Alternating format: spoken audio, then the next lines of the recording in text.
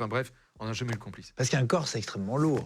Ah, celui-là faisait quand même 80 kilos. Ouais. Et la petite dame, elle avait plus de 70 ans. Donc transporter le corps, c'était un peu compliqué pour elle, je pense.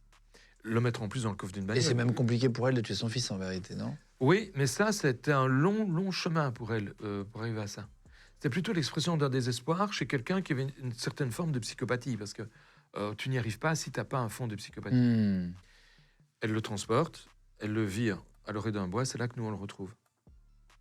Dans le tapis, à l'intérieur du plastique, on l'identifie. Il est couvert de poils de chien. Couvert de poils de chien.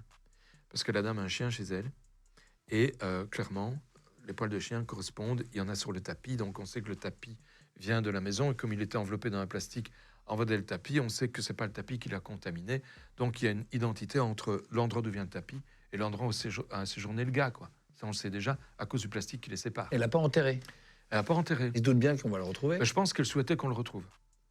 Je pense qu'elle le souhaitait. Parce que bien enterré, à une certaine profondeur que je ne donnerai pas, on ne va jamais le retrouver. Donc, et même les animaux ne vont pas les gratter pour aller le déterrer. Il faut une certaine profondeur. Mais voilà, ici, elle ne l'a pas fait. À l'orée d'un bois, en plus. Le premier promeneur qui passe là, il le trouve. Mais Il le trouve.